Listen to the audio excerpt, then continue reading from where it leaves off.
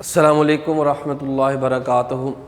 हमारा आज का जो टॉपिक है ये ऑप्टिक फाइबर किस प्रिंसिपल पर काम करता है, यानी इसके अंदर जो लाइट प्रोपेगेट करती है, इसके अंदर जो ट्रैवल करके जाती है, किस असूल को ये फॉलो करता है, किस प्रिंसिपल्स को फॉलो करते हुए लाइट इसमें से गुज़रती है। ये शॉर्ट क्वेश्चन आंसर के लिए बहुत ही इम्पोर्टेंट टॉपिक है और ख़ासकर एंटी टेस्ट के पॉइंट ऑफ व्यू से भी बहुत ही इम्पोर्टेंट है। बड़ा नई टेक्नोलॉजी इसके अंदर जो है ना काफ़ी ज़्यादा डिस्कस होती है। तो ये सारे टॉपिक की तरफ जाने के लिए, टॉपिक तो ये बहुत छोटा सा है लेकिन इसको समझने के लिए हमें और बहुत से रूल्स जो हैं वो डिस्कस करने हैं। तो इसलिए बहुत इंपॉर्टेंट प्रिंसिपल्स हैं ये लाइट के या वेव के, तो ज़रा गौर से देखिएगा। हम वहाँ तक पहुँचने के लिए पहले क्या कुछ पढ़ेंगे। देखिए, सबसे पहले हम एक टर्म को अंडरस्टैंड करेंगे कि रिफ्रैक्टिव इंडेक्स किसे कहते हैं। रिफ्रैक्टिव इंडेक्स बेसिकली जब लाइट मीडियम को चेंज करती है तो उसकी स्पीड में जो वेरिएशन आती है उसको एक रेशो में कैलकुलेट किया जाता है, जैसे speed of light in vacuum and the speed of light in that medium. जिस मीडियम में से भी आप लाइट को गुजार रहे हैं, इस स्पीड की जो रेशो होती है that is the refractive index of the medium. यानी वो मीडियम कितना लाइट को कम कर रहा है, लाइट की स्पीड को कम कर रहा है, वो जो रेशो है वो हमें क्या बताती है, रिफ्रैक्टिव इंडेक्स की, जिसको कहते हैं C/V।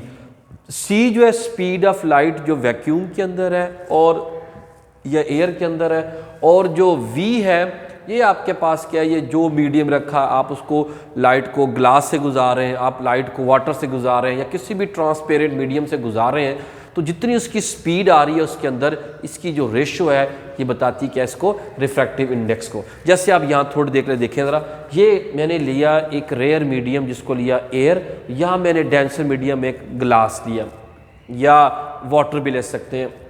ये लाइट जो है ये आकर इस इंटरफेस के पे पड़ रही है या इसकी बाउंड्री पे पड़ रही है, तो ये एंगल ऑफ इंसिडेंस जो नॉर्मल के साथ बन रहा है। तो लाइट का ओरिजिनल पाथ ये होना चाहिए जो डॉटेड लाइन में है, लेकिन लाइट अपने इस पाथ पर नहीं आती, वो क्या हो जाती है, थोड़ा सा बेंड कर जाती है टूवर्ड्स द नॉर्मल। इसके अंदर जो ये बेंडिंग होती है ये मीडियम की वजह से है, ये स्पीड में वेरिएशन की वजह से इसके अंदर जो है लाइट क्या कर जाती है, वो बेंड कर जाती है। तो ये जो लाइट का बेंड कर जाना है that is called refraction of the light. तो फिर ये बेंडिंग किस पे डिपेंड कर रही है, मैं बात कर रहा हूँ रिफ्रैक्टिव इंडेक्स की। रिफ्रैक्टिव इंडेक्स पे डिपेंड करती है कि ये मीडियम जो आगे रखा हुआ है, ग्लास है कि एयर है, इसके अंदर लाइट की स्पीड ने कितना चेंज होना है, यानी ये डिपेंड करेगा मीडियम के ऊपर, मीडियम के रिफ्रैक्टिव इंडेक्स के ऊपर। तो फिर आते हैं जी रिफ्रैक्शन ऑफ लाइट की तरह। रिफ्रैक्शन क्या है जी, मैंने बताया लाइट का अपने रास्ते से हट जाना, बेंड हो जाना, दैट इज कॉल्ड रिफ्रैक्शन। ये जब मीडियम चेंज होता है उस वक्त लाइट जो है वो बेंड हो जाती है। Bending of light when light travels from one medium to another medium. मैंने यहाँ पर ये ब्रैकेट के अंदर बात लिख दी है कि अगर लाइट आपकी रेयर मीडियम से डेंसर में जा रही है, लाइक दिस, रेयर मीडियम से डेंसर मीडियम में जा रही है, तो ये नॉर्मल की तरफ बेंड कर जाएगी, ठीक है, बेंड टूवर्ड्स द नॉर्मल। और ऐसे ही ये बिल्कुल उलट प्रोसेस भी है। अगर आपकी लाइट डेंसर से रेयर में जा रही होती, यानी किसी ऐसे मीडियम में है जिससे वो बाहर एयर में जा रही है या वैक्यूम में जा रही है, रेयर में जा रही है, तो ये लाइट क्या करेगी, ये अवे बेंड कर जाती है। अगर डेंसर से रेयर में जाएगी तो bends away from the normal. जो नॉर्मल लाइन है जिसके साथ हम एंगल मेजर कर रहे होते हैं, डिटरमिन कर रहे होते हैं, उससे क्या करेगी, ये अवे हो जाएगी। अब the amount of this refraction, ये जो रिफ्रैक्शन हो रहा है, बेंडिंग हो रही है, दैट एंड रिफ्लेक्शन, दो चीज़ें यहाँ पर देखें ना, रिफ्लेक्शन भी हो रही है, ये लाइट रिफ्लेक्ट भी हो रही है और रिफ्रैक्शन भी हो रही है। ये हमने थिन फिल्म के कॉन्सेप्ट में भी ये बात पढ़ी थी, जब हमने चैप्टर नंबर 9 पढ़ रहे थे, उसमें थिन फिल्म का कॉन्सेप्ट पढ़ रहे थे, लाइट की रिफ्लेक्शन और रिफ्रैक्शन की बात कर रहे थे, तो वहाँ पर भी बात हुई थी। ये जो रिफ्लेक्शन और रिफ्रैक्शन है ये डिपेंड करती होती है कि आगे मीडियम क्या है, मीडियम का रिफ्रैक्टिव इंडेक्स क्या है। The amount of reflection and refraction is determined by the refractive index of the material. यानी जितना ज़्यादा रिफ्रैक्टिव इंडेक्स होगा उतनी ज़्यादा स्पीड में कमी आएगी और बेंडिंग भी उतनी ही ज़्यादा होगी। यानी ये डिपेंड करता है कि आपके पास जो मीडियम है वो आपने कैसा लगाया हुआ है। दो बातें यहाँ सीख ली, एक तो रिफ्रैक्टिव इंडेक्स क्या है, दूसरा हमने यहाँ पढ़ा कि रिफ्रैक्शन ऑफ लाइट में जो लाइट बेंड करती है वो क्या किस पर डिपेंड करती है और किस तरीके से वो बेंड करेगी। इसके बाद तीसरी डेफिनेशन या तीसरा रूल यहाँ पे समझे आ रहा है वह जी स्नेल्स लॉ। स्नेल्स लॉ क्या है, ये आपने जब छोटी क्लासेस में मैट्रिक क्लासेस में ये रिफ्रैक्शंस के रूल्स को पढ़ा था तो उस वक्त भी आपने वहाँ पे स्नेल्स लॉ को पढ़ा। स्नेल्स लॉ ये कहता है कि जब आपकी लाइट किसी मीडियम में ट्रेवल कर रही होती है तो उस मीडियम का जो भी रिफ्रैक्टिव इंडेक्स, लाइक दिस ये एयर है, इसका रिफ्रैक्टिव इंडेक्स हम ये आपके पास N1 से रिप्रेजेंट कर रहे हैं और इसी मीडियम के अंदर लाइट अपने नॉर्मल के साथ एक एंगल बना रही है, ठीक है, जो यहाँ पर एंगल ऑफ इंसिडेंस है वो कहते हैं रिफ्रैक्टिव इंडेक्स, और जो एंगल है इसका साइन, इनका जो प्रोडक्ट होता है वो हमेशा क्या रहता है, कांस्टेंट रहता है। यानी जो मीडियम जिसके अंदर हम बात कर रहे हैं उस मीडियम की रिफ्रैक्टिव इंडेक्स और उस मीडियम के अंदर लाइट नॉर्मल के साथ जो भी एंगल बनाया हुआ है उसने उस एंगल का साइन ले ले, sine of angle multiply by the refractive index of the medium is all product of these two quantities is always remains constant, that is called Snell's law.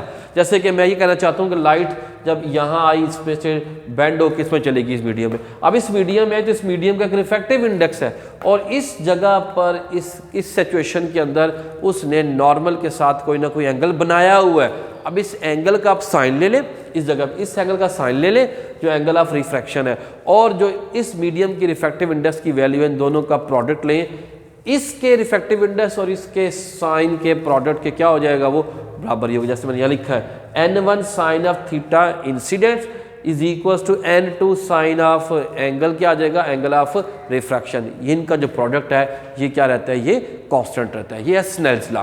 ये भी हमें बड़ा मतलब यूजफुल रहेगा, ये बातें हम आगे जो है क्या करेंगे वो इसको यूज़ करेंगे। इसके बाद तीसरी चीज़, चौथी चीज़ इसके अंदर आ रही है टोटल इंटरनल रिफ्लेक्शन। लफ्ज़ से जाहिर हो रहा है टोटल इंटरनली, अंदर ही अंदर रिफ्लेक्शन, यानी वेव्स लाइट को हम फॉल करेंगे, वो फॉल करके बाद में लाइट क्या करेगी, सारी अंदर ही जो है ना वो क्या करेगी, सिस्टम के अंदर ही, जैसे हम जहाँ पे ऑप्टिक फाइबर लेंगे, ऑप्टिक फाइबर के अंदर ही जो है ना वो क्या करती रहेगी, वो रिफ्लेक्शन करती रहेगी। ज़रा इसको समझने के लिए ज़रा थोड़ा सा चलते हैं, चीज़ों को देखते हैं जो हमने पढ़ा है, इसी में से हमने चीज़ें जो है ना एनालाइज करनी है। देखिए ये मेरे पास दो मीडियम है जिसमें एक रेयर और एक डेंसर और एक रेयर लिया, कुछ भी ले सकते हैं। जैसे मैं कहता हूँ ये ग्लास, एयर, वाटर से आप कह लेते हैं एयर में चले जाए, या कोई भी दो मीडियम, ग्लास और वाटर भी ले सकते हैं आप, मतलब कोई भी दो मीडियम जिसमें ये डेंसर है और ये रेयर है। अब हम क्या कर रहे हैं, अब हम डेंसर से लाइट को रेयर मीडियम में लेके जा रहे हैं। ये बात मैंने यहाँ पढ़ाई थी कि जब डेंसर से रेयर में जाएगा तो आपकी जो लाइट है वो बेंड होगी लेकिन अवे फ्रॉम द नॉर्मल।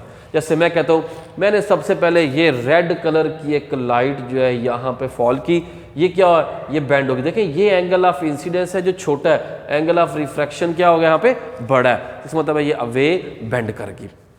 अब अगर मैं इसका एंगल ऑफ इंसिडेंस थोड़ा सा इंक्रीज कर देता हूँ, जैसे मैंने ब्लू कलर की एक लाइट शो की है, मैं इसको ऐसे किसी एंगल पे लाता हूँ कि इसका एंगल ऑफ रिफ्रैक्शन जो है वो कितना बन जाए, 90 बन जाए। बात समझ आ रही? यानी पहला एक ऐसा एंगल आया जिस पर एंगल ऑफ रिफ्रैक्शन जो है, जो इसमें से बेंड होके दूसरे मीडियम में गया बेंड हुआ, वो 90 नहीं है, वो इससे तो बड़ा है। लेकिन अगर मैं इसका एंगल इंक्रीज करके इस पॉइंट पर ऐसे एंगल पर लाऊं कि एंगल ऑफ रिफ्रैक्शन जो है वो 90 हो जाए, तो आप इस पर्टिकुलर एंगल को बोलते हैं क्रिटिकल एंगल। ठीक है जी। अब जैसे ही आप इस इंटरफेस पर अपने इंसिडेंट एंगल को क्रिटिकल एंगल से बड़ा करने की कोशिश करेंगे, आपकी सारी की सारी लाइट जिस एंगल पर गई थी उसी एंगल पर क्या हो जाएगी, वो रिफ्लेक्ट हो जाएगी। यानी लॉ ऑफ रिफ्लेक्शन जो है यहाँ सेटिस्फाई हो जाएंगे। जितनी लाइट भी गई सारी की सारी क्या होगी, वो इंटरनली रिफ्लेक्ट हो गई। ठीक है, इसका मतलब है इस तरह की रिफ्लेक्शन को हम क्या बोलते हैं, टोटल इंटरनल रिफ्लेक्शन। मतलब टोटल इंटरनल रिफ्लेक्शन के लिए दो बातों का होना बहुत ज़रूरी है जो मैंने यहाँ समझाई है। एक तो ये कि जो लाइट है that must be travel from denser to rare medium, यानी उसकी रिफ्लेक्शन ज़्यादा, यानी वो जो बेंडिंग है ज़्यादा होनी चाहिए ना, ज़्यादा के लिए वे के लिए हमें डेंसर से रेयर में जाना पड़ेगा, तब आपके पास जो लाइट है वो क्या करती है, वो अवे फ्रॉम द नॉर्मल होती है और हम उसको अचीव कर सकते हैं जो है टोटल इंटरनल रिफ्लेक्शन की तरफ। Light must be travels from denser to rare medium, पहली कंडीशन तो ये सेटिस्फाई करनी चाहिए। दूसरी कंडीशन ये सेटिस्फाई यहाँ पे हुई कि जब आप क्रिटिकल एंगल से अपने एंगल को इंक्रीज कर रहे थे तब आपकी लाइट सारी की सारी क्या करती है, वो रिफ्लेक्ट हो जाती है लाइक अ मिरर। जैसे आप किसी मिरर पर लाइट फॉल करते हो, लाइट सारी सारी रिफ्लेक्ट होकर वापस आ जाती है। इसका मतलब है ये इंटरफेस एक मिरर की तरह बिहेव कर सकता है, लेकिन उस वक्त जब आपका angle of incidence critical angle से क्या हो जाए, वो ज़्यादा हो जाए। Angle of incidence must be greater than the critical angle. ये दो बातें जब आप सेटिस्फाई करेंगे तो आप टोटल इंटरनल रिफ्लेक्शन करवा सकते हैं। अच्छा, अब यहाँ पे एंगल ऑफ क्रिटिकल एंगल क्या है मैं बता चुका हूँ। The angle eight which the angle of refraction, the incident angle eight which the angle of refraction is 90। जैसे अब यहाँ पे ये कोई भी है, आप अगर चाहते कि मैं इस इंटरफेस का क्रिटिकल एंगल निकालूं, कितना निकलेगा, यानी यहाँ पर ग्लास होता, वाटर होता, कोई भी होता, किसी का भी आप निकालना चाहें तो आप स्नेज़ला लगा सकते हैं। स्नेज़ला कैसे लगाएंगे, आप देखेंगे कि यहाँ का जो एंगल जो मीडियम है इसका कोई रिफ्रैक्टिव इंडेक्स और यहाँ का एंगल ऑफ इंसिडेंस, और बराबर होगा इसका प्रोडक्ट, इस जगह की रिफ्रैक्टिव इंडेक्स और इस जगह का जो एंगल ऑफ रिफ्रैक्शन होगा उसका साइन। तो देखें मैंने पहले लिखाया एंगल ऑफ इंसिडेंस अगर क्रिटिकल एंगल हो जाए तो एंगल ऑफ रिफ्रैक्शन क्या बन जाएगा, 90 बन जाएगा।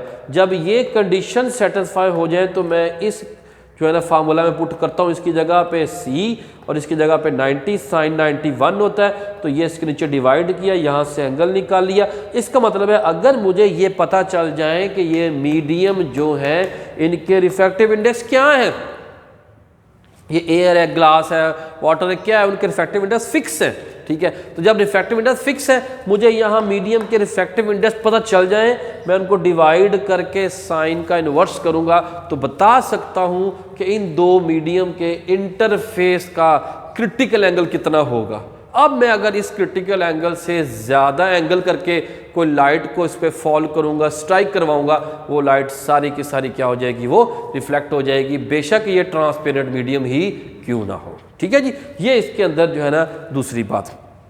अब जो असल बात पढ़नी थी हमने कि हमारे पास ऑप्टिक फाइबर का प्रिंसिपल है क्या, ऑप्टिक फाइबर किस प्रिंसिपल पर जो लाइट को प्रोपोगेट करवाता है, वो सारा समझने के लिए यही सारा कुछ समझना था।